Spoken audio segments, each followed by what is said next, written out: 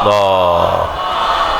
على محمد وآل محمد وعجل أعوذ بالله من الشيطان الرجيم بسم الله الرحمن الرحيم الحمد لله رب العالمين والصلاة والسلام على سيد الأنبياء والمرسلين حبيب إله العالمين أبي القاسم محمد صل على آل محمد وعجل فرجه وعلى آله الطيبين الطاهرين سيما بقية الله في الأراضين قال الله تعالى في كتابه الكريم بسم الله الرحمن الرحيم أم حسبت أن أصحاب الكهف والرقيم كانوا من آياتنا عجبا درود بھیجے گا محمد وآل محمد پہ اللهم صل على محمد وآل محمد وعجل فرجهم خدا نے متعلق کا انتہائی لطف و کرم انتہائی شکر ہے پروردگار عالم نے ہمیں ایسے دور میں دنیا میں بھیجا ہے کہ جو آخری امام کی امامت کا دور ہے اور انشاءاللہ خدا نے چاہا تو ان کے ظہور کا دور ثابت ہوگا انشاءاللہ تعالی خدا سے دعا کرتے ہیں خدا جس طرح تو نے ہمیں ذکر اہل بیت سے نوازا مرتے دموں تک ہمیں ان کی تابعداری جانثاری نصیب فرما قیامت تک ہماری تمام نفسوں کو ان کے تابعداروں میں قرار فرما ان کے وارث کے ظہور کا دن دیکھنا نصیب فرما ان کی نصرت اس راہ میں شہادت نصیب فرما لشکر اسلام کی فتح و نصرت کے لیے لشکر کفر و نفاق کی نابودی اور خاص کر قاتلین سید شہید کی نابودی کے لیے درود بھیجیں محمد و آل محمد پر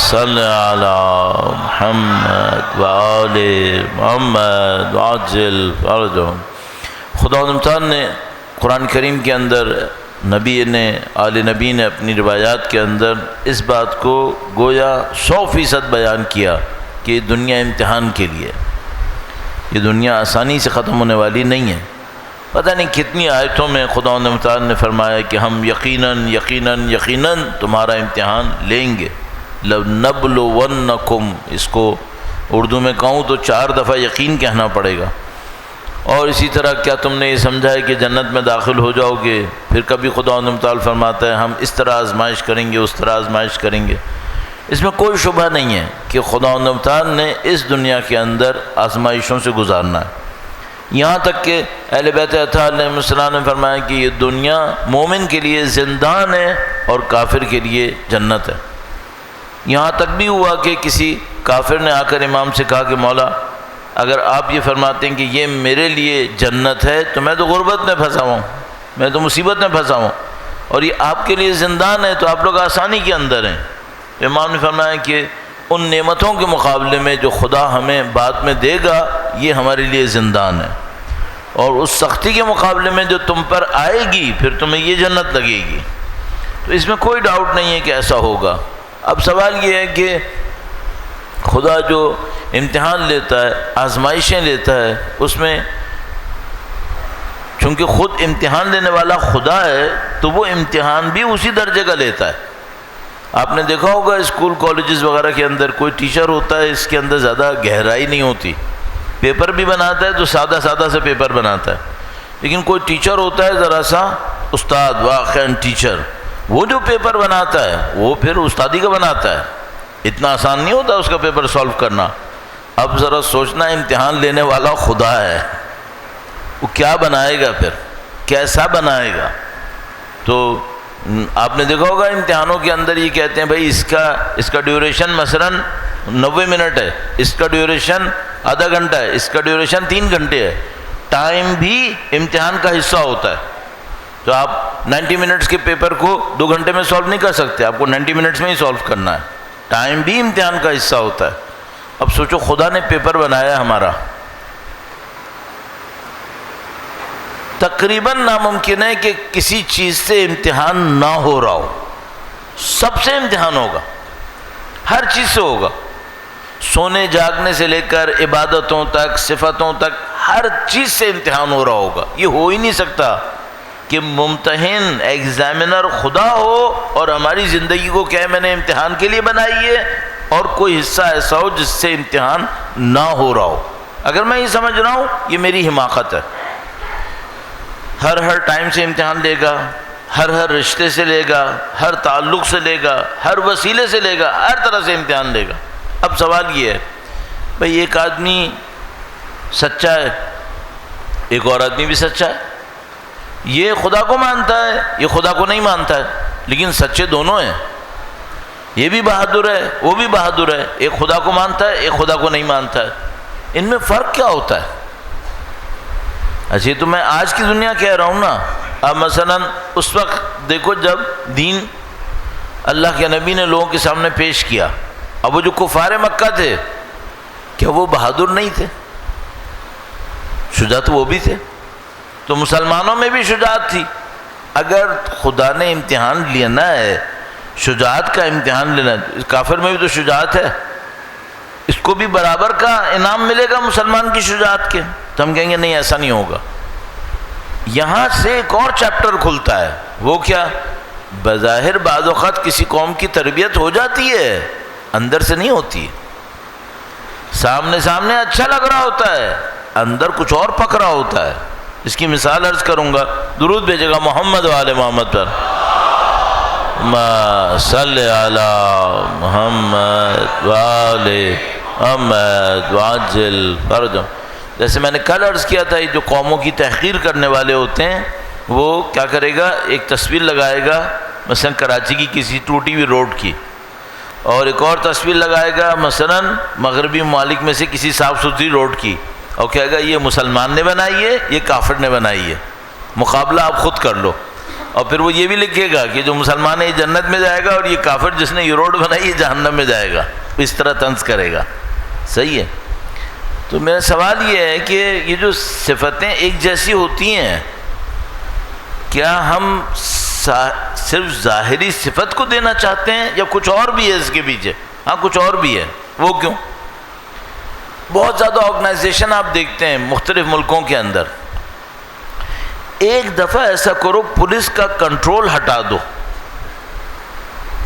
پھر دیکھو اندر سے کیا نکلتا ہے۔ یہی امریکہ ہے، یہاں پہ کافی سال پہلے ایٹلانٹا میں سیلاب آیا تھا، تو فوج جو بھیجنی پڑی تھی وہ اس کے لیے تو بھیجنی پڑی تھی کہ جو پھنس گئے ان کو نکالے، اس لیے بھیجنی پڑے گی کہ اب یہ جو چوریاں ہو رہی ہیں ان کو کیسے روکنا ہے۔ اتنا مارا موری ہوئی ہے اندر۔ کیوں؟ کیمراز بند ہو گئے، پولیس نہیں آ پائی، جو لوگوں کو موقع ملا وہ اللہ جانتا ہے پھر کیا ہوا۔ اچھا اس کے مقابلے میں وہ معاشرے ہیں جو یہ سارے کام کریں گے، پولیس کی وجہ سے نہیں کریں گے، نہ وہ کیمروں کے خوف سے کریں گے۔ اس معاملے میں ایشین کلچرز کو ہمیشہ ترجیح دیتا ہوں۔ میں تقریباً یقین سے کہہ رہا ہوں، مثلا اگر اس معاملے میں ان کی فضیلت کا معتقد نہیں ہوں، لیکن میں کہہ رہا ہوں اگر اس معاملے میں جاپان کا مقابلہ کریں امریکہ سے، جاپان بہت آگے ہوگا۔ جاپانی پولیس کی خاطر نہیں کرے گا، خوف سے نہیں کرے گا، اپنے سٹینڈرڈ بنائے ہوئے اس نے اس کی خاطر کرے گا۔ یہ دو باتیں ہو گئیں۔ اب ایک تیسرا مسئلہ ہے، کیا کوئی ایسا انسان ہو سکتا ہے جس کو مکمل آزادی مل جائے خرابی کی پھر بھی نہ کرے خرابی؟ ہاں یہ کب ہو سکتا ہے؟ جب یہ خدا کے لیے کر رہا ہوں، جب یہ خدا کے لیے کر رہا ہوں۔ یہی جاپانی جب ان کو طاقت ملتی ہے دوسرے قوموں کے اوپر، انہوں نے دوسری جنگ عظیم میں وہ ظلم کیے ہیں مت پوچھو۔ یہ جو ابھی آپ کو جاپانی بہت ہمبل لگ رہے ہیں، انہوں نے جو تاریخ میں ظلم ڈھائے ہیں یہ ان کو بھی پتہ ہے، اور خاص کر دوسری جنگ عظیم کے اندر جو کچھ کیا ہے۔ تو اب ایک وہ قوم ہے جس کی پولیس ہٹ جائے اس کا سارا راز کھل جاتا ہے، کیمرے ہٹ جائیں راز کھل جاتا ہے۔ ایک وہ قوم ہے جو سامنے بہت ہمبل ہے، اپنے ملک کے اندر ہمبل ہے، اپنے ملک سے باہر نکل جائے بس پھر اس کا کچھ نہیں پتہ کیا ہے۔ خدا ہمیں ایسا نہیں دیکھنا چاہتا۔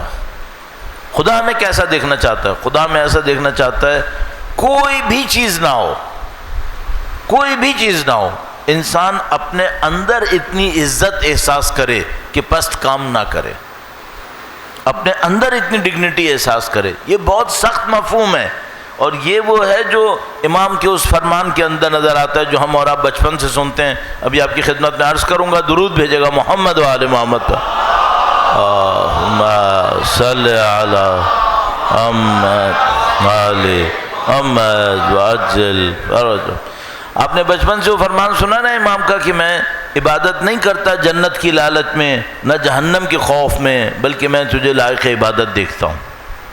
یہ وہ اندر کی عظمت ہے جس کو امام ریفلیکٹ کر رہے ہیں، امام بیان فرما رہے ہیں۔ تو یہ جو اندر کی عظمت والا انسان ہے، یہ بعض اوقات ایسے حالات میں اپنے کردار دکھاتا ہے جب کسی کے بس میں نہیں ہوتا، کوئی دیکھنے والا نہیں ہوگا، کچھ نہیں ہوگا، اس وقت وہ کردار دکھائے گا۔ آپ کہیں گے کہ یہ کب ہوتا ہے؟ دیکھیے آپ سب لوگ جانتے ہیں، میں صرف مثال کے طور پہ عرض کر رہا ہوں۔ بہت عجیب سا ایک تصور میرے ذہن میں پچھلے مہینے آیا، میں ایک آدھ جگہ کہہ چکا ہوں، آپ کے سامنے بھی عرض کرتا ہوں۔ درود بھیجے گا محمد و آل محمد پر، اللہم صلی علی محمد و آل محمد وعجل فرجہم۔ بعض اوقات فرضیے سے مدد ملتی ہے کسی بات کو سمجھنے میں۔ صرف فرض کرتے ہیں سید الشہداء نے شب عاشور چراغ بجھا دیا، کہا جو جانا چاہتا ہے چلا جائے۔ یہ بھی کہا کہ اگر جنت کا خوف ہے، میں جوانان جنت کا سردار ہوں، میں جنت دلا دوں گا۔ صحیح ہے؟ اس میں کوئی شبہ تو نہیں ہے نا؟ کنفرم ہوا ہے یہ؟ ہاں بالکل ہوا ہے۔ اچھا فرض کرو اگر کوئی وہاں سے چلا جاتا، نہیں گیا کوئی، ہمیں معلوم ہے نہیں گیا، اگر چلا جاتا، وہ جنتی ہوتا ہے جہنمی ہوتا؟ جنتی ہوتا۔ اور اس کو جنت کس نے دلائی ہوتی؟ سید الشہداء نے۔ اب میں ایک سوال پوچھ رہا ہوں، آپ اس سے دوستی کرتے؟ عجیب ہے، یہ بندہ جنتی بھی ہوتا اور جنت اس کو کس نے دلوائی ہے؟ سید الشہداء نے۔ لیکن میں آپ سے کہوں اس سے دوستی کرو گے؟ آپ کہیں گے نہیں میں نہیں کروں گا۔ اب کیوں نہیں کر رہے؟ تو جنتی بھی ہے۔ آپ کہیں گے نہیں، اس میں کردار کی ایک کمی ہے، اس نے اس کا ساتھ کیوں نہیں دیا جس نے اس کو جنت دلائی تھی؟ اتنا خیال کرنا چاہیے تھا نا اس کو کہ بھئی اگر سید الشہداء اس کو اتنی بڑی بات کہہ رہے تھے کہ میں تمہیں جنت دلاؤں گا، تو کم سے کم شکر گزاری میں ہی ان کا ساتھ دے دیتا۔ صحیح ہے؟ اچھا اب آپ یہ لوگ، آپ نے یہ جو بات کہی ہم اس سے دوستی نہیں کریں گے، صحیح ہے، یہ کردار کا کون سا حصہ ہے؟ جنت جہنم کا؟ نہیں، یہ اس سے اوپر کا ہے۔ یہ اسلام کا کام ہے۔ وہ ہمیں صرف اس پہ دھکا نہیں دیتا کہ تم جنت میں پہنچ جانا، تمہیں وہاں سیب ملیں گے، انگور ملیں گے، اس کے پیچھے نہیں ہے۔ وہ ہمیں کسی اور کردار پہ پہنچانا چاہتا ہے، اور وہ جو کردار ہے اس کو ہم کہتے ہیں عزت۔ اس عزت کے اوپر پہنچانا چاہتا ہے کہ تم کام اس لیے نہیں کرنا کہ مجھے جنت میں جانا ہے، مجھے جہنم سے خوف آتا ہے، نہیں، عزت کی خاطر، عزت کی خاطر۔ اب تم دیکھو کہ جو سید الشہداء کے ساتھ کربلا میں کھڑے ہیں، یہ کون لوگ ہیں؟ یہ وہ لوگ ہیں جو صاحب عزت ہیں۔ آج تک ان شہداء کے نام کو آپ امام کے نام کے ساتھ کہہ رہے ہو، جب آپ دعا کرتے ہو تب بھی، سلام بھیجتے ہو تب بھی، اور جب لعن کرتے ہو قاتلوں پر تب بھی۔ کیوں ایسا ہوا ہے؟ اس عزت نے ان لوگوں کو امام کے ساتھ کھڑا کر دیا۔ یہ عزت اگر کسی قوم کو مل جائے اسے دنیا کی کوئی طاقت شکست نہیں دے سکتی، کوئی طاقت شکست نہیں دے سکتی۔ اور یہ عزت وہ نہیں ہے جو میتھمیٹکس کے فارمولوں سے ملتی ہے، اس میں میرا اتنا فائدہ ہے، اس میں اتنا میرا اتنا فائدہ ہے، اس میں مجھے اتنا ثواب ملے گا، اس میں مجھے اتنا ثواب ملے گا۔ نہیں، یہ وہ عزت نہیں ہے۔ یہ عزت خدا کے سامنے اپنے آپ کو سربلند رکھنے والی عزت ہے۔ بس اس عزت میں اور وہ جو مثلا کفار مکہ اپنی ناک بہت اہم سمجھتے تھے، ان دونوں میں کیا فرق ہے؟ ایک مثال عرض کرتا ہوں، درود بھیجے گا محمد و آل محمد پر، صلی اللہ علیہ محمد وعجل فرجهم۔ ایک دفعہ جنگ میں، مسلمانوں کے ساتھ جنگ میں، مکے والوں کا ایک کوئی سردار تھا، وہ پھنس گیا۔ وہ بہت زبردست طریقے سے جنگ لڑ رہا تھا مسلمانوں سے۔ اچھا، مسلمان ظاہر ہے کہ اپنی جذبہ جہاد کے ساتھ لڑ رہے تھے، ہمیں شہید ہونا ہے، احد الحسنیین، دونوں ہی میں سے ایک ملے گی، اور اس لیے لڑ رہے تھے۔ اب وہ لڑ رہا تھا بڑے دل گردے کے ساتھ، بہت زبردست طریقے سے جنگ لڑ رہا تھا۔ تو جب معاملہ بہت خراب ہو گیا تو اس کے ساتھی بھاگنے لگے، تو اس کے ساتھی نے کہا کہ اب معاملہ بہت خراب ہو گیا ہے، اب یہاں سے چلو۔ تو اس نے کہا میں نہیں جاؤں گا۔ اس نے کہا کیوں؟ تم بہادری دکھا رہے تھے نا، بہادری ہو گئی، اب جان بچاؤ، چلو۔ اس نے ایک جواب دیا، بہت عجیب ہے، یہ نوٹ کرنے والی بات ہے۔ کہنے لگا میں اگر اس وقت چلا گیا تو مکی کی عورتوں کو کیا منہ دکھاؤں گا؟ اس کا سارا جذبہ، ساری شجاعت، سارا اسٹینڈرڈ کیا ہے؟ چند عورتوں کے سامنے منہ دکھانا ہے۔ اسلام ایسا چاہتا ہے ہمیں؟ نہیں، قطعاً نہیں۔ اسلام ہمیں اتنا نیچے نہیں لانا چاہتا، اسلام ہمیں بہت اوپر لے جانا۔ کاش یہ آدمی کہتا، کاش یہ نہیں کہہ سکتا تھا چونکہ اس کے عقائد میں وہ نظام ہی نہیں ہے۔ کاش یہ کہتا کہ میدان چھوڑ کر بھاگنا بزدلی ہے اور میں بزدل نہیں ہوں، کاش یہ کہتا۔ اس نے کیا کہا؟ میں عورتوں کو کیا منہ دکھاؤں گا؟ بس ساری شجاعت اس کام کے لیے، ساری بہادری اس کام کے لیے؟ نہیں، اسلام ایسے نہیں چاہتا ہے۔ اسلام تو اس کو ریاکار کہے گا، اسلام تو کہے گا مشرک ہے۔ جیسے کہ وہ اللہ کے نبی نے ایک بندے کو دیکھا، وہ بہت دبا کے جنگ لڑ رہا تھا، اور جو اصحاب تھے وہ دیکھ رہے تھے کہ ماشاءاللہ کیا جہاد ہے، کیا جنگ ہے۔ نبی نے دیکھا، روایت میں ہے یہ، نبی نے فرمایا یہ گدھے کا شہید ہے، شہید الحمار۔ اب جو ساتھی تھے وہ تو ایک دم جسے کہتے ہیں ان کی تو زبان کو تالے لگ گئے کہ یہ کیا ہو گیا، ہم تو اس کی جہاد کی تعریف کر رہے تھے، اور نبی نے فرما دیا شہید الحمار ہے۔ تو وہ کسی جگہ زخمی ہوا، اب وہ جان دینے والا تھا، تو ایک آدمی اس کے پاس بھاگتا ہوا آیا، اس نے کہا میں دیکھوں تو صحیح نبی نے کیوں کہا تھا اس کو ایسے؟ کہا تم نے بہت زبردست جنگ دکھائی اور اللہ تمہیں جزائے خیر دے گا۔ کہنے لگا مجھے اس سے کوئی سروکار نہیں، وہ دشمن کا ایک گدھا مجھے پسند تھا، میں اس کے لیے آیا تھا۔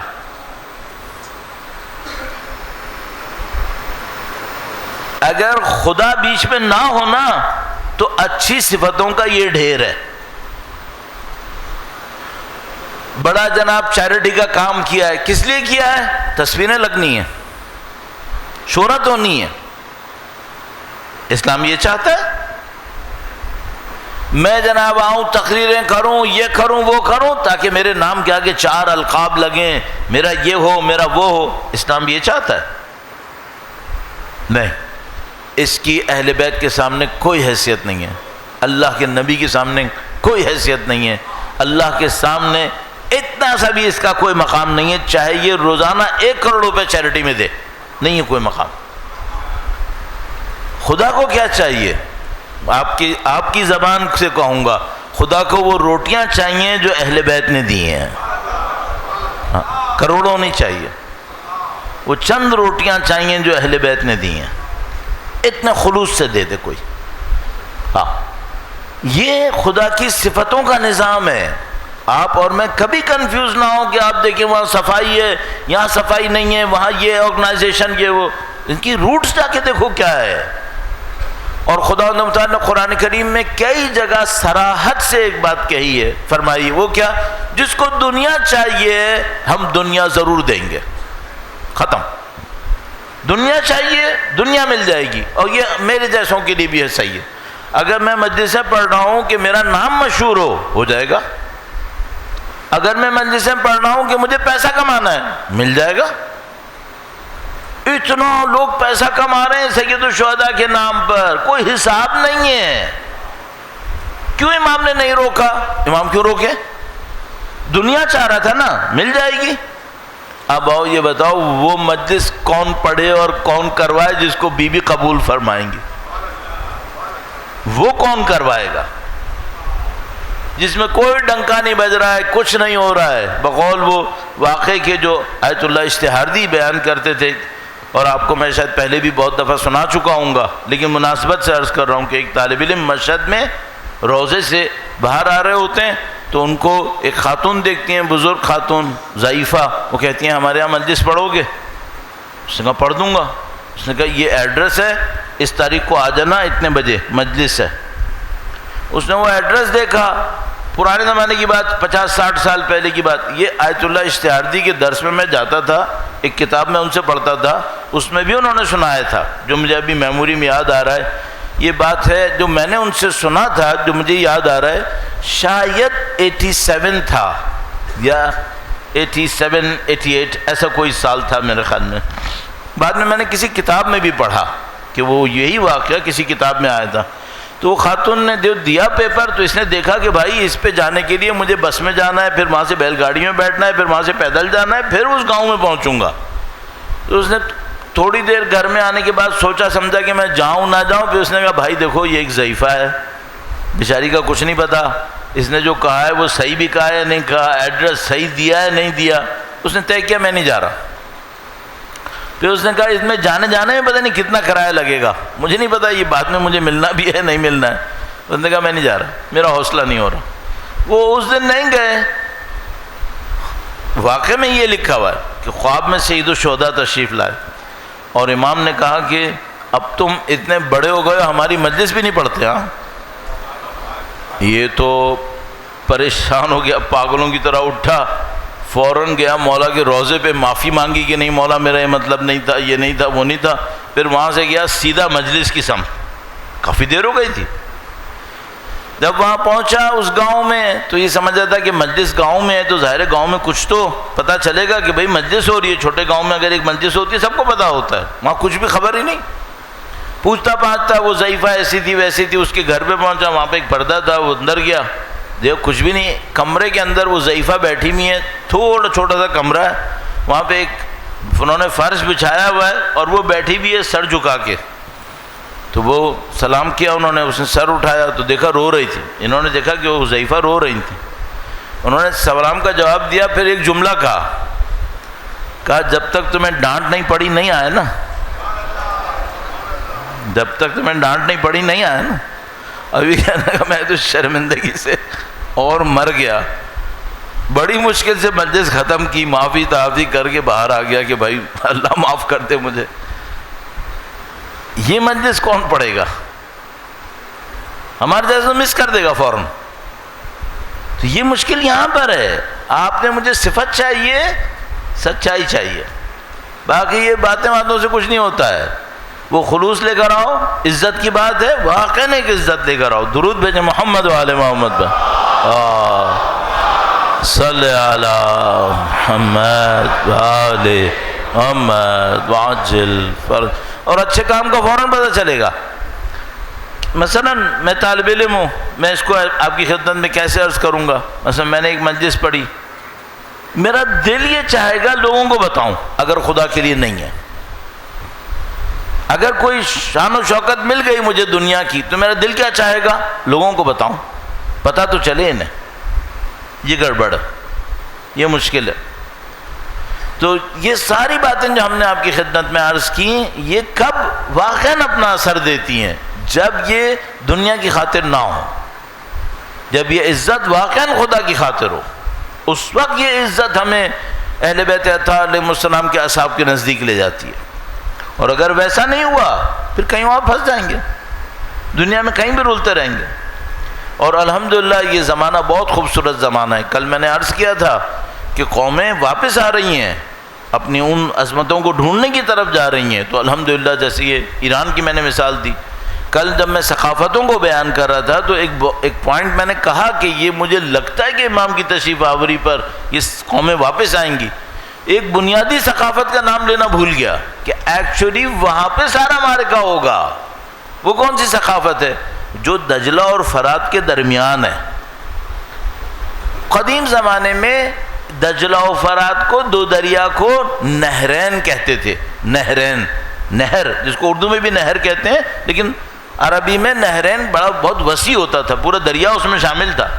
تو کہتے تھے یہ جو علاقہ ہے یہ بین النہرین ہے، دو نہروں کے درمیان، دجلہ اور فرات کے درمیان. یہ جگہ وہ ہے جہاں پہ حضرت نوح علیہ السلام تھے. کوفہ یہ جگہ دنیا کے قدیم ترین علاقوں میں سے ہے، بین النہرین. اب ہمیں آرکیالوجسٹ کو آثار ملیں نہ ملیں، جو ہمیں معلوم ہے وہ یہ کہ نہیں، یہ زمانہ قدیم ترین زمانوں میں سے ہے. پتہ نہیں حضرت آدم علیہ السلام کہاں تشریف لائے تھے، حضرت نوح کی کشتی کہاں پہ رکی تھی، لیکن موسٹ پروبیبلی حضرت آدم، حضرت نوح علیہ السلام بھی اسی علاقے میں کہیں ہیں. وہ جو امیر المومنین کی زیارت میں آتا ہے وَعَلَى زَجِعَيْكَ آدَمَ وَنُوحٍ عَلَيْهِمَ السَّلَامُ. اس زجیعی کا ایک مطلب دو قبریں لیتے ہیں کہ حضرت آدم اور نوح کی قبر بھی یہیں پر ہے. بعد میں زجیعی کا مرتبے کے حساب سے لیا ہے، لیکن بہرحال ایک قول میں قبروں کے حساب سے لیا ہے. تو یہ جو علاقہ بین النہرین ہے، عراق کا، جس کو آج کل ہم تعبیر کرتے ہیں، آپ نینوا تعبیر کریں، یہ علاقہ دنیا کی قدیم ترین تہذیب ہے، یہ انبیاء کا مرکز ہے. اس تہذیب نے اس عظمت پہ واپس آنا ہے، اور پھر امام کی تشریف آوری یہیں پر ہے. تمام روایتیں جو امام کی تشریف آوری کو بیان کر رہی ہیں وہ کوفہ کو امام کا مرکز بنا رہی ہیں. اس کا مطلب ہے جو ہونا ہے یہاں ہونا ہے، اس نے واپس آنا ہے. اور یہ میں عرض کرتا چلوں، اب اس جو میں عرض کر رہا ہوں نا، یہ آپ اس کو آپ کہیں ہمیں نہیں سمجھ میں آئے تو چھوڑ دیجیے گا، کوئی ایشو نہیں ہے. بعض عرفاء کے مطابق یہ جو جنازہ اٹھا ہے ابھی رہبر معظم کا اس علاقے میں، یہ واپسی کی نشانیوں میں سے ایک نشانی ہے. بعض عرفاء کے مطابق، آیت اللہ کشمیری جیسے عرفاء، ان کے کہنے کے مطابق سید، اور یہ باتیں انہوں نے 40 سال 45 سال پہلے کہی تھیں، 50 سال پہلے تقریباً، کہ ایک سید کا جنازہ شان و شوکت سے یہاں لایا جائے گا، اٹھے گا، اور اس کے بعد ایک اور دور شروع ہوگا، پھر ایک اور دور شروع ہوگا. اب نہیں معلوم وہ کیا ہے. یہ عرفاء یہ بھی غلطی تو کر سکتے ہیں، عرفاء معصوم تو نہیں ہیں، لیکن بہرحال یہ سمجھ میں آتا ہے کہ یہاں کچھ ہو گیا ہے. اب آپ تصور کرو، یہی رہبر معظم جب ایران عراق کی جنگ ہو رہی تھی تو صدر تھے، اور عراقی عوام کے سامنے یہ دشمن کے طور پہ تھے. اور خدا نے کیا کیا ہے کہ اسی قوم نے ان کا جنازہ اتنی شان و شوکت سے اٹھایا ہے. کچھ ہو رہا ہے. اللہم صلی علی محمد وآل محمد وعجل فرج. تو بہرحال کچھ ہو رہا ہے یہاں پہ. اب یہ کہ اس میں بڑے بڑے عرفاء شامل ہیں، آیت اللہ کشمیری بھی ہیں، آیت اللہ اسماعیل بھی، وہ اسماعیل دولابی بھی ہیں، پتہ نہیں کون کون سے عرفاء ہیں جنہوں نے اس کو پوائنٹ آؤٹ کیا ہوا تھا کہ ایک سید کا جنازہ یہاں آنے والا ہے اور شان و شوکت سے اٹھے گا، اور اس کے بعد معاملہ پھر کچھ اور ہونے والا ہے. تو الحمدللہ یہ ریوائول کا دور ہے، واپسی کا دور ہے. صرف ایک بات کا ڈر ہے، اگر ہم لوگ واقعی عزتوں پہ نہ آئے اور کسی کمپرومائز پہ رہے، پھر چھلنی میں کٹ جائیں گے، کیوں؟ اب جو معرکہ آنا چاہیے وہ ملے جلے آدمیوں کا نہیں ہے، یہ ملے جلوں کا نہیں ہے. اب جو معرکہ آنا چاہیے، جو ظاہر وقت کے امام کی سربراہی میں آ رہے گا، یہ خالص ترین لوگوں کا معرکہ ہوگا. تو اب میں سوچوں کہ میرے اندر ملے جلے جذبات ہوں گے، تھوڑا اسلام بھی، تھوڑا یہ بھی، اور عزت ظاہری طور پر تو ہے، اندر نہیں معلوم کس کے لیے چل جائے گا. نہیں لگتا کہ یہ چلے گا، نہیں لگتا. اب ہمیں اچھا یہ پوائنٹ یہاں تک آپ نے لے لیا. اب تھوڑا سا واپس آتے ہیں اس بحث پہ جو کل عرض کر رہے تھے. وہ کیا؟ والدین نے کچھ سکھانا ہے. پہلی درسگاہ جہاں بچوں نے یہ عزت سیکھنی ہے، اطاعت سیکھنی ہے، اللہ کی بندگی سیکھنی ہے، یہ کہیں اور نہیں سیکھنی، یہ گھر سے سیکھنی ہے۔ اور خدا اس کو بہت اہمیت دیتا ہے، یہ کہ والدین کو اتنا مقام دیا کہ خدا کی بندگی کے بعد دوسرا ان کو مقام دے دیا، یہ بہت بڑی بات ہے۔ خدا نے جو یہ کام کیا وہ ظاہر ہے اس نظام کے تحت کیا ہے کہ جس میں تربیت یہاں سے ہونی ہے، تو خدا اس کو بچانا چاہتا ہے۔ اور یہ جو مادہ پرست مغربی ثقافت ہے یہ اس خاندان کی اکائی کو توڑنے پہ مصر ہے، ہر صورت توڑنا چاہتے ہیں، کسی بھی طریقے سے توڑنا چاہتے ہیں۔ کل میں نے ایک مثال دی کہ انہوں نے خواتین کے حقوق کے نام پر کچھ ایسا کیا کہ خاندان ٹوٹ جائے، کسی طرح ٹوٹ جائے۔ اب دیکھو ایک اور مثال، بات بھی اچھی نہیں ہے بتانے کے لیے، لیکن ان محترم ہمارے بھائیوں کے بہنوں کے لیے کہ جو باہر جانے کے خواب دیکھتے رہتے ہیں، ان کی خدمت میں عرض کر رہا ہوں، 4 سال کا بچہ لڑکا اگر یہ کہہ دے کہ میں لڑکی ہوں اور اس کے باپ نے کہہ دیا نہیں بیٹا آپ تو لڑکے ہو، اس نے جیل جانا ہے، اس نے جیل جانا ہے۔ اسکولز میں ٹیچرز پرنسپل ذمہ دار ہیں کہ بچوں سے پوچھتے رہیں کہ اگر تم کچھ اور سیکس لینا چاہتے ہو، پیرنٹس رکاوٹ تو نہیں بنتے، سوال تو نہیں کرتے تم سے۔ اگر وہ کہہ دے کہ میں تو لڑکی بننا چاہ رہا ہوں، بابا نہیں مانتے، آپ گئے جیل، آپ فارغ ہو۔ اچھا، یہ کل میں نے مثال دی تھی نا کہ خواتین کے حقوق کے نام پہ ایک ایسی جگہ پہنچا دیا خاندان ہی مٹ جائے، اب یہ بچوں کے حقوق کے نام پہ کیا ہے، اس سے کیا ہوگا؟ خاندان ٹوٹ جائیں گے۔ بچوں کے اندر ایک ایسا غرور آ رہا ہے جو ان کو خود بھی سمجھ میں نہیں آ رہا ہو کیا رہا ہے، یہ کسی کی نہیں سننی ہے۔ اچھا، جب تربیت کے لیے والدین کے پاس کوئی اتھارٹی، کوئی مقام ہے ہی نہیں، تو تربیت کیسے ہونی ہے؟ ہر بچے کو یہ کہا ہے جو تمہارا دل چاہے کرو، ماں باپ رکاوٹ بنتے ہیں فوراً پولیس کو کال کرو، فوراً پولیس آئے گی۔ اب یہ بچی کہاں جائیں گے؟ یہ جائیں گے سوشل سیکیورٹی والوں کے پاس۔ کیا مطلب؟ سوشل سیکیورٹی جس خاندان کو چاہیں گے اس کے حوالے کر دیں گے۔ اب یہ مسلمان تھے، عیسائی خاندان میں پلیں گے، اور تھوڑی عمر میں بڑے ہوئے تو ہاسٹلوں میں پڑیں گے۔ اچھا، وہ جو یہ والدین کے پاس کب آ سکتے؟ اب نہیں آ سکتے، اب گئے۔ ایک دفعہ جو بچی گھر سے نکال دیے گئے سوشل سیکیورٹی والوں کے ہاتھوں، آپ کیسز لڑ کے مر جاؤ، شاید ہی کبھی ملیں گے، اور وہ جانے میں کتنی دیر لگے گی؟ عیناً واقعات یہ میں کہیں اور شاید نہیں بتانا چاہتا ہوں، لیکن میں ان لوگوں کو بتانا چاہتا ہوں جو اس خواب میں بیٹھے رہتے ہیں وہاں جانا ہے، عینی واقعہ بتا رہا ہوں۔ امریکہ کے ایک شہر کا نام بتا رہا ہوں تاکہ جس کا ہو اس کو بعد میں کوئی پرابلم نہ بنے، اس کو شرمندگی نہ اٹھانی پڑے۔ امریکہ کے شہر کے اندر باپ اپنے بچیوں سے کہتا ہے کہ بھائی مہمان آنے والے ہیں تو تم لوگ سب ساتھ رہنا تاکہ مہمانوں کے ساتھ بیٹھ لیں۔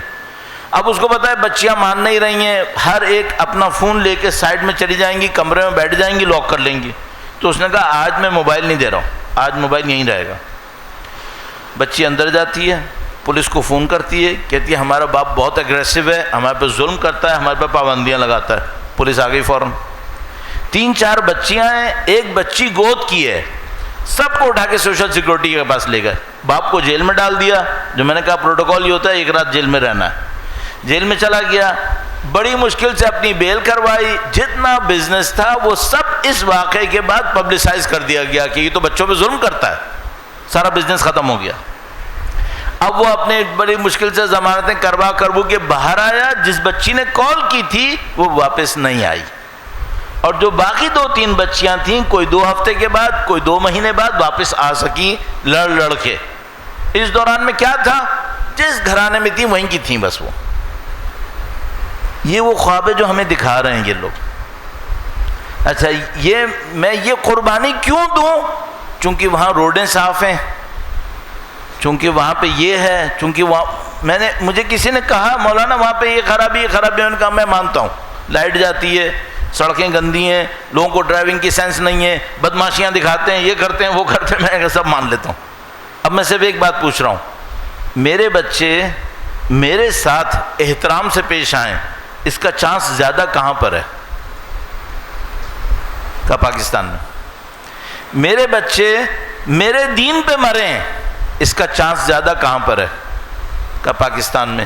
میں نے کہا بس میرے لیے کوالٹی آف لائف کا مطلب یہ دو چیزیں ہیں، باقی میں کمپرومائز کرنے کو تیار ہوں۔ تمہارے نزدیک کوالٹی آف لائف روڈ ہے، بجلی ہے، گاڑی ہے، تم وہ لے لو اور ان دو کو کمپرومائز کر لو۔ میں اس پہ کمپرومائز نہیں کرنا چاہ رہا، تو میں ٹوٹی روڈ لینے کو تیار ہوں، بجلی جانا لینے کو تیار ہوں، گندی چیز کھانے کو تیار ہوں، سب کرنے کو تیار ہوں، ان دو پہ کمپرومائز نہیں کرنا چاہتا، باقی تمہاری مرضی۔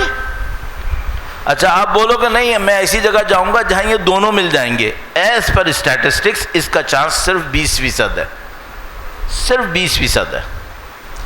تو بھائی یہ دنیا ہے، وہاں پر بہت کچھ ہے، کھوکھلا ہے، صرف کھوکھلا ہے۔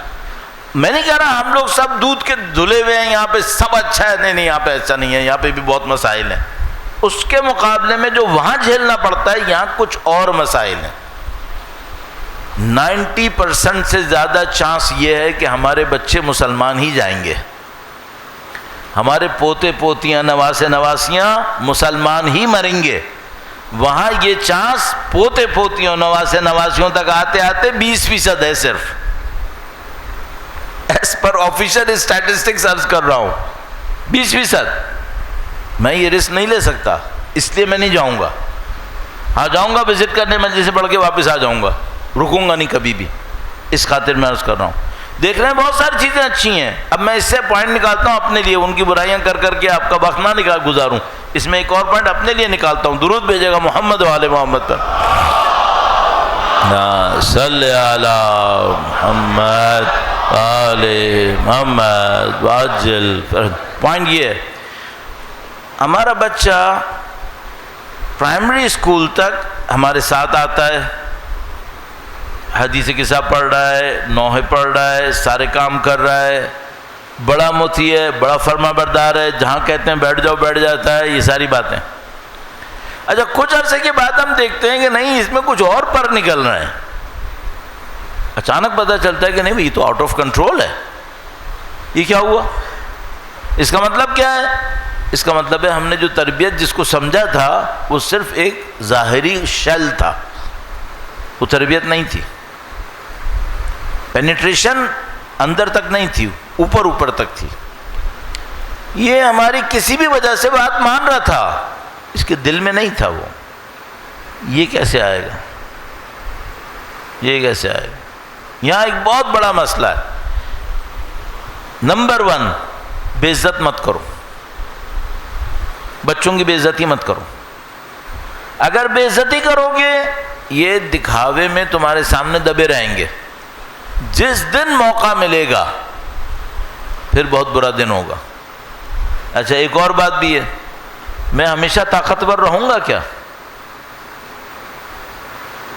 نہیں، اب تو بھائی میں اس عمر میں آ گیا ہوں نا، ابھی بھی مجھے نظر نہ آئے تو میں اندھا ہوں، ٹھیک ہے؟ اگر آپ بہت طاقتور ہو تو میں آپ سے پوچھتا ہوں، جتنے بڑے بڑے طاقتور ہوتے ہیں زمانے زندگی میں کبھی کمزوری آتی ہے یا نہیں آتی ہے؟ آتی ہے۔ جب وہ طاقت کا خول ٹوٹ جائے گا اب اولاد کیا کرے گی؟ اس کو سوچو، اس کو سوچ لو، ابھی سے سوچ لو، جب طاقت ہے۔ صحیح؟ اس کا مطلب کیا ہے؟ تربیت میں ظاہر پہ نہیں جانا ہے، عزت دو، عزت دو، اور اس عزت کو اپنی تربیت کا حصہ رکھو۔ اس کے بعد یہ بچے امکان قوی اس بات کا ہے کہ جب آپ کی کمزوری کا دور آئے گا آپ کو عزت دیں گے، آپ کو بھی عزت دیں گے۔ البتہ یہ دنیا ہے بھائی، یہاں حضرت نوح کا بیٹا بھی ہوتا ہے، یہ دنیا ہے، یہاں سب تیاری کرنی پڑتی ہے، یہاں سب کچھ ہوتا ہے۔ ہم اپنی کوشش کر لیں، جو ہو گیا ہو گیا، نہیں ہوا اللہ مالک۔ اب بچوں کے معاملے میں بس 2 پوائنٹ اور میں عرض کرنا چاہ رہا ہوں۔ آج وہ پیچھے کی کہانیاں بہت زیادہ ہو گئیں تو وہ اصلی پوائنٹ جو تھے وہ 2-4 میں کہنا چاہ رہا تھا وہ رہ گئے۔ اس کو بھی میں کہہ دیتا ہوں، کل شاید تھوڑا سا اس کو الیبریٹ کرنا پڑ جائے۔ ایک بات یہ تھی کہ بچوں کا کبھی مقابلہ نہیں کرنا، مقابلہ نہیں کرو، وہ ایسا ہے تم ایسے کیوں نہیں ہو، یہ مت کرو۔ ہر بچہ اپنی کیپیسٹی کے ساتھ پیدا ہوتا ہے، ہر بچے کا اپنا ایک رجحان ہوتا ہے۔ ایک بچہ 2 رکعت نماز پڑھ لیتا ہے نا، بڑی بات ہوتی ہے۔ ایک بچہ بہت عبادت گزار ہوتا ہے، پیدا ہی عبادت گزار ہوتا ہے۔ یہ دونوں کا مقابلہ نہیں کرو کبھی، ہر ایک کو اپنی کیپیسٹی میں دیکھو۔ ہم نے بھی سیکھنے میں بہت ٹائم لگایا ہے، جلد بازی نہیں کرو۔ البتہ بچہ بھی اس کو بہانہ نہ بنا لے کہ مجھے ٹائم لگ رہا ہے، وہ اس کا مطلب ہے میں تو فارغ ہوں، یہ بھی نہ کرے بچہ، صحیح ہے۔ لیکن مقابلے نہیں ہونے چاہیے، تحقیر نہیں ہونی چاہیے، سکھاؤ، کسی طریقے سے سمجھاؤ، وہ اچھا راستہ ہے انشاءاللہ۔ باقی انشاءاللہ کل میں 1-2 پوائنٹ اور میرے ذہن میں ہے، اسی حوالے سے میں فوکس کرنا چاہتا ہوں عزت کے اوپر، عزت کے حوالے سے خاص کر، اور اس سے پھر ہم انشاءاللہ نتیجہ حاصل کریں گے۔ آج اگر ہم بچوں کو وہ عزت دے سکے، کل اگر یہ کربلا جیسے کسی میدان کے سامنے آئے، چھوڑ کے نہیں بھاگیں گے، چھوڑ کے نہیں جائیں گے۔ ان کے اندر کی عزت ان کو اجازت نہیں دے گی، اس لیے عزت دینا ضروری ہے۔ عزت اتنی دے دو کہ کل جب ان کو ایک مظلوم نظر آئے، چھوڑ کے نہ جائیں، سختی کی خاطر کھڑے ہوں کہ نہیں، ہم بے عزت ہو جائیں گے اگر ہم چھوڑ کر گئے، نہیں کر سکتے ہم نے کہا۔ تو الحمدللہ رب العالمین، اہل بیت اطہار نے ہمیں بہت اچھا دین دیا ہے، الحمدللہ۔ اتنی قربانیاں دے دی ہیں کہ ہمیں کوئی مشکل نہیں ہے سمجھنے میں۔ اور میں کیا عرض کروں، مصائب کے اوپر جیسے ہی آتا ہوں تو میں اپنے ذہن کو چھوڑ دیتا ہوں کہ جس کے مرضی مصائب ذہن میں آتے ہیں پڑھوں۔ اور بعض اوقات ایسا بھی ہوتا ہے، ایک دن ایک مصائب پڑھتا ہوں، 2 دن بعد پھر دوبارہ ذہن میں آتا ہے کہ وہی پڑھنا ہے مجھے۔ تو میں اس اصول میں نہیں رہتا بہت زیادہ کہ میں نے کون سے مصائب پہلے دن پڑھے تھے، کون سے دوسرے دن۔ پہلے دن تو بس بیوی کے مصائب پڑھتا ہوں، باقی پھر اپنے دماغ کو چھوڑ دیتا ہوں۔ ابھی جب میں بیٹھا تھا تو جو مرثیہ پڑھنے والے تھے وہ مولا علی اکبر کا نام لے رہے تھے۔ اللہ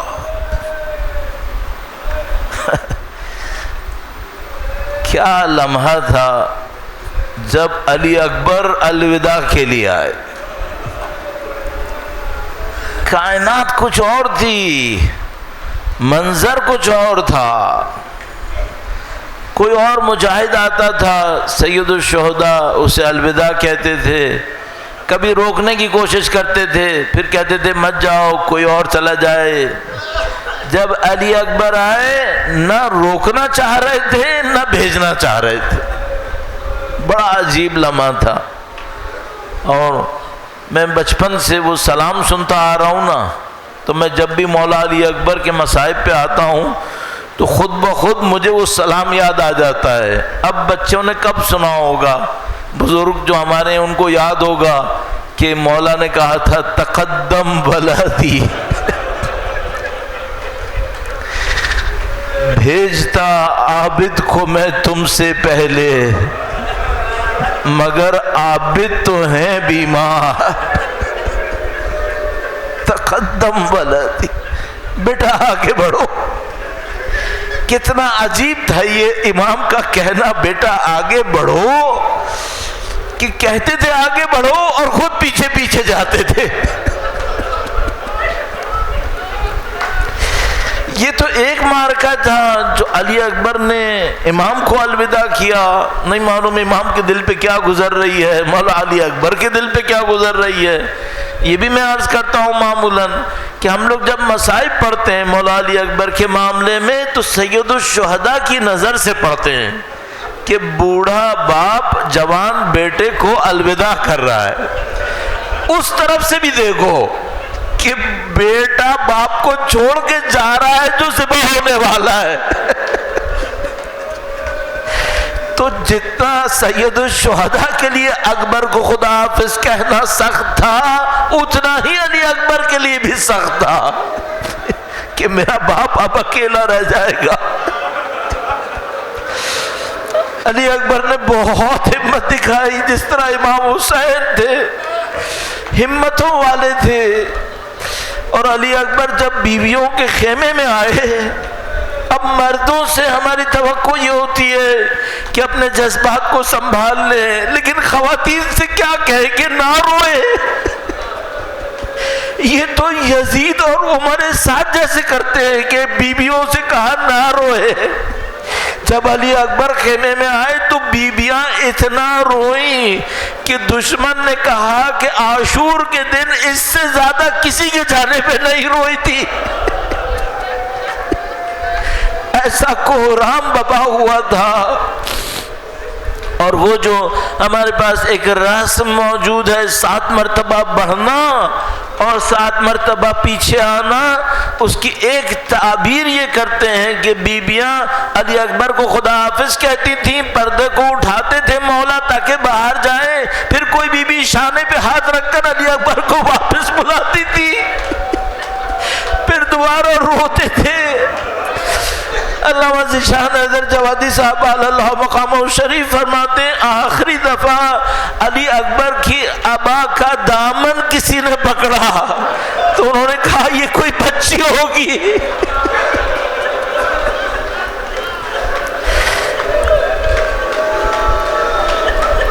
علی اکبر کا خیموں سے نکلنا کیسا تھا؟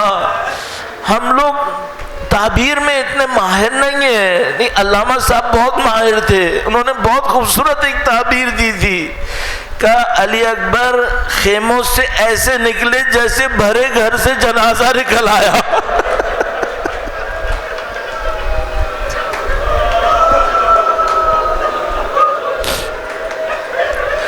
بڑی مشکل ہوئی سید الشہداء کو علی اکبر کو الوداع کرنے میں، اور عزیزو ایک جملہ عرض کروں گا، کتنی مشکل ہوئی الوداع کرنے میں، اتنی ہی مشکل ہوئی علی اکبر کو ڈھونڈنے میں۔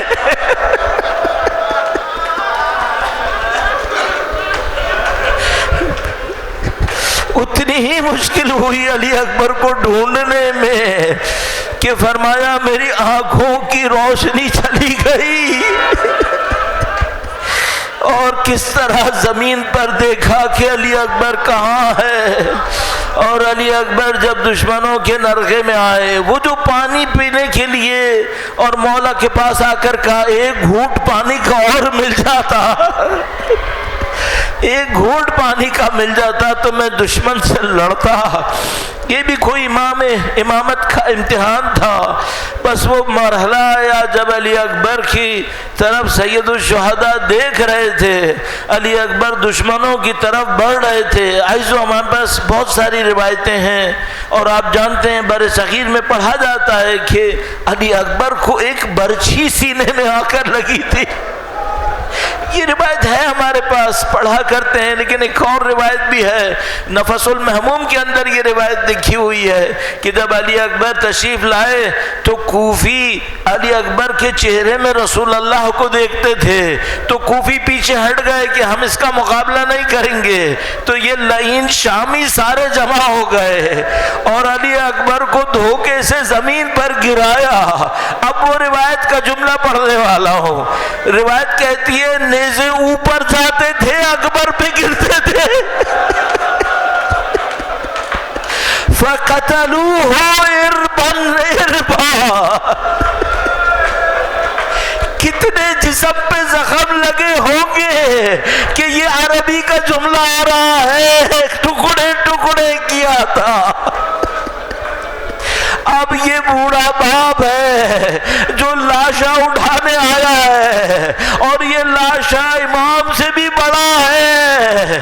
اب اس کا حق ہے کہ بی بی زینب کہے میں آؤں لاشا اٹھانے۔ الا لعنۃ اللہ علی القوم الظالمین وَسَيَعْلَمُ الَّذِينَ ظَلَمُوا أَيَّ مُنْقَلَبٍ يَنْقَلِبُونَ۔ پروردگارا جنہوں نے اہل بیت پہ ظلم کیا انہیں بدترین عذاب میں مبتلا فرما۔ خداوندہ لشکر اسلام کو فتح و نصرت نصیب فرما۔ اسلام کے جوانوں کو جو محاذوں کے اوپر ہیں خدایا ان جوانوں کی حفاظت فرما۔ پاک پروردگار لشکر کفر و نفاق کو نیست و نابود فرما۔ خدا بندہ ان صدروں کو، ان سربراہوں کو جنہوں نے سید بزرگوار کا خون بہایا، ان تمام سربراہوں کو نیست و نابود فرما، ان کے لشکروں کو برباد فرما۔ خدا بندہ ان قربانیوں کی اور اہل بیت کے مصائب کے صدقے میں سید و سردار مولا اور آقا امام آخر الزماں کے ظہور میں تعجیل فرما، ہمیں ان کی نصرت کی سعادت، اسراء میں شہادت نصیب فرما۔